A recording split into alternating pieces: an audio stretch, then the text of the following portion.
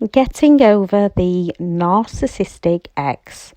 When you know they are bad for you, they make you so unhappy, they lie, cheat, steal, manipulate, and so many more, it is soul crushing. Yet, because they come in as the love of your life, as they can treat you better than anyone ever has, and then worse than anyone ever has, this causes deep trauma bonds from the chemicals your body releases during the relationship. Even when you see the patterns of abuse, it's challenging to let go of that love that you have for them. I'm Elizabeth Shaw. Welcome to the channel, which is all about the narcissistic personality disorder, to give you more understanding of the people you might be dealing with, how to disarm them if you cannot go no contact, and most importantly, ways to recover from narcissistic abuse. Thank you very much to all the returning subscribers. If you are new to the channel, please do subscribe and hit the bell if you'd like notifications of when a new video is out. So, how do we let go of the narcissistic ex? We often remember all the good times. Then, with the emotional connections to those good times, we often end up wanting them back, knowing we can actually get them for a short period of time, yet knowing we must let go is pure torture for us at times. Most of us bury those negative, horrible times deep down, often blaming ourselves and never really bringing them back up. As the narcissist downplays anything they did to you and gaslights you with, it wasn't that bad, that never happened, if you hadn't then I wouldn't, then exaggerates all the good they do and anything we do wrong within that relationship. It often leaves us questioning if we are good enough, often with more gaslighting from the narcissist of, "You'll never find anyone like me," and "No one will ever love you." This is an extremely hurtful and confusing place to live, causing cognitive dissonance within our minds. I'll add the video to explain more on that in the description. When we truly think of one moment when they brought us to our knees, either completely lost or upset, heartbroken, hurt, and we ask ourselves, what did I do? What did I do to deserve that? The answer is most likely nothing, as no one deserves to be made to feel that way. When they hurt us so bad, they will sit and watch you cry with a glint in their eye, offering no emotional support for the things that they actually did to you, often twisting it around to be something that you caused. No one deserves that treatment. Yet because they project, manipulate and blame shift, your reactions to their provoking and twisting words, we end up left full of self-blame. It's never ever your fault. Now think of all the good that you actually did for them. Why would anyone treat you so bad? It's because they have a problem, not you. They cannot accept that love, and no matter how much you give, it will never be enough for them, and you are not the problem. If you want to let go, flip those stories around in your mind. Often we don't, because that is hard. It's going to be painful. Minds have a way of avoiding the truth to try and make it easier on us, whereas it actually makes it harder for us. The easiest option to go for is the pain of losing someone we love and still loving them. Yet this only continues to hurt us in the long run, within our hearts and our thoughts. Once you flip it around and remember those terrible times, and it is heartbreaking thinking about those terrible times and the bad negative times, and it is extremely painful, but bringing them up and working through them, you start to distance that love that you have for them. It might turn to hate, anger, resentment as you process all you've been through. And it's normal to feel these emotions and more. It's also normal not to feel some. Just keep working on you and keep going until it turns to the point where you feel nothing for them. You have to face the fear, as heartbreaking and as hard as it is, and the pain, to move past it. You don't need to lose the good times, if there was any, when you genuinely think back. However, when you feel love and miss them, if you think you want them again, any good moments are not going to help this process. Thinking about the bad times and why you're better off without them will help you more. Thinking about, do you really want to live like that in another 2 years, in another 5 years? Never knowing where you stand with them, never knowing what they will do next.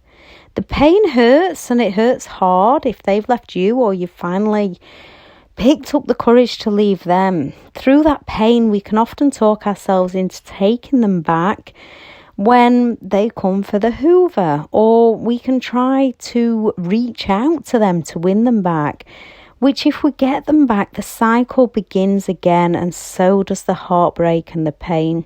Or we can have that short-term pain of facing reality and learning to let them go, releasing ourselves from the inner turmoil for long-term gains. It might not feel that way to begin with, yet when your comfort zone is no longer comfortable, stepping into the uncomfortable to find fresh new happiness, new life goals and massive gains, releasing the pain of your past for the joy of your future. Once you let go, you begin to forgive you, and a lot can begin to forgive them. You might not feel that way if you're in the start, and that's absolutely fine. Forgiveness does not excuse their behaviour. Forgiveness is for you and your peace of mind. So some ways to help your mind move past the experience and move past loving them. Number 1, write down all those bad memories, get them all out to release them. Grieve, cry, scream, do whatever you need to do to grieve the loss of them and to grieve all those hideous memories. Think of it as someone you really care for showing you this. Put yourself in the advisor's shoes. What would you tell someone you really cared about? What advice would you give to those who've been through what you have? We most often have the most incredible information within ourselves for others. Yet, as the saying goes, easier said than done. And it is easier said to ourselves than actually taking action to do it. Yet once we take that first step on our own advice, doing it becomes easier. 2, talk therapy. Seek help from someone you can talk to who understands you. Talking it all out to get it all out of our minds with those who can validate how we feel is incredibly helpful. 3, EMDR treatment. Some past traumas that cause CPTSD can be challenging to shift, and this is a powerful therapy with a high success rate to relieve psychological stress and psychological pain. 4, if you're stuck with them in your headspace and you don't want them there, think of the present moment. Bring yourself back into the present and what you're doing now. When they subconsciously crop up in your mind, consciously remove them from your mind. The pattern interrupt technique helps with this. I'll add the video in the descriptions. We also have to work on ourselves, our present and our future, so we can begin to focus less on the past hurts. And I know some are more hideous than others, but you deserve a much happier life. So by working towards future goals, it helps us focus more on the things that are good for us. So filling up our human needs in positive ways. A narcissistic relationship fills our human needs on a subconscious level, and it also keeps us addicted to them. As anything that meets 3 of these through behaviour or action, we become addicted. So how do we become addicted to them? Love and connection. You love someone, you have a partner, you're connecting when they treat you right in a positive way, and you are actually connected to them when they treat you right in a negative way. When they are in your face, you are connected to them. in a negative way. Significance, at times, they make you feel insignificant, so it gets filled negatively. At times, when they want your help, you feel good helping them, so it gets filled positively. Certainty. You're certain you're in a relationship and you have routines, and sometimes the certainty is positive and sometimes it's negative. Uncertainty. As you never know what mood they'll be in next, what they'll do next, why they are doing what they do. A narcissistic relationship fills your need for uncertainty. Growth. When they come back and you try again and they're promising all the change and all the dreams, you feel like you're growing together and changing together. And it never truly fulfills growth, as it's only ever temporary and we just keep circling around the same pattern. Contribution.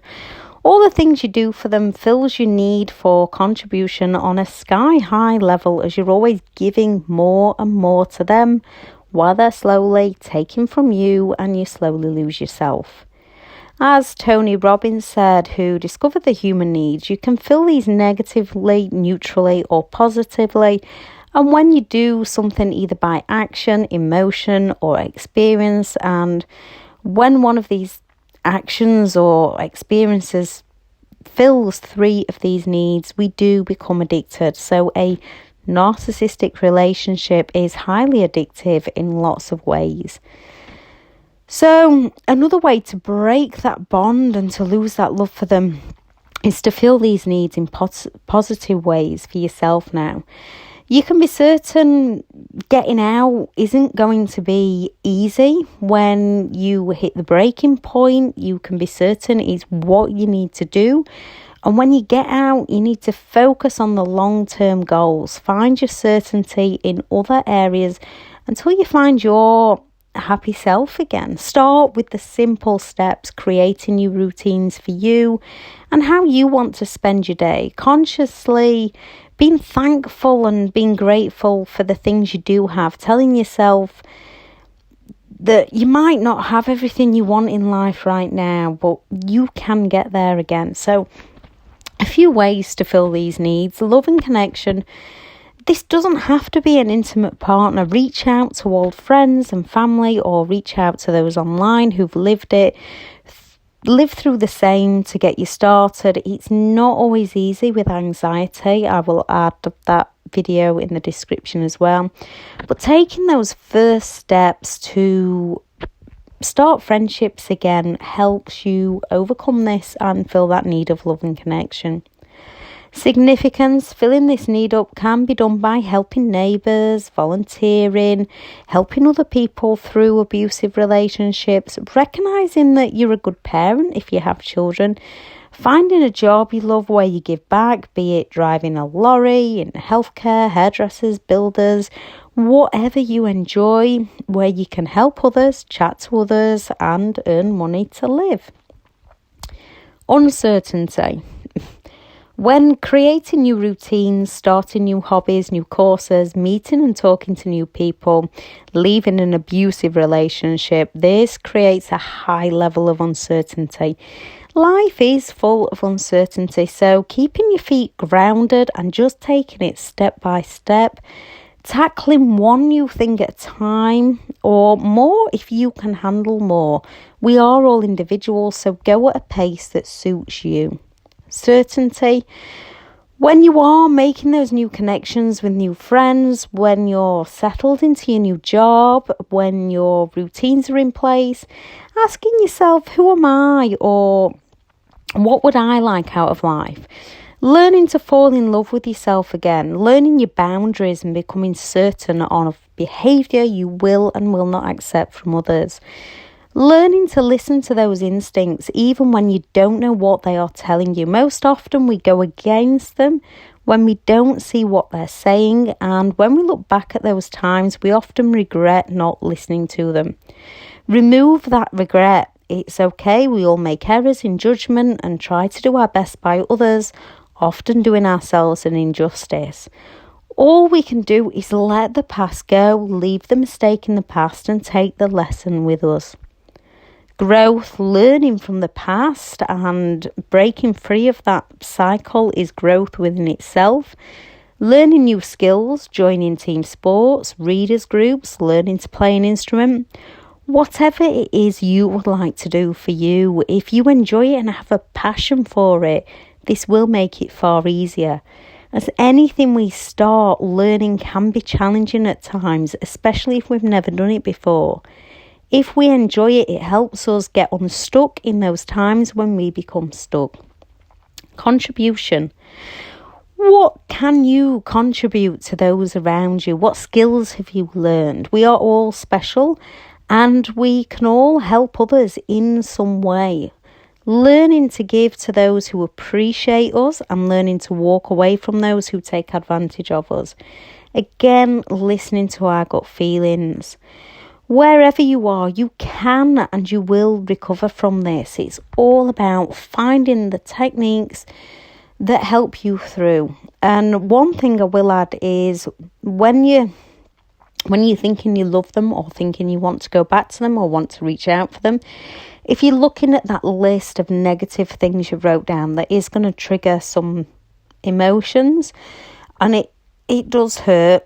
Once you have done that and recognise the fact that you need to stay away, go and find something to do that gets them endorphins going, whether it's going for a run, whether it's going for a walk, whether it's chatting, not really for endorphins, but phoning a friend, chatting online, putting some music on and having a dance around, watching something funny, anything to shift your state of mind. You're allowed to have that moment to grieve, to cry, to deal with that.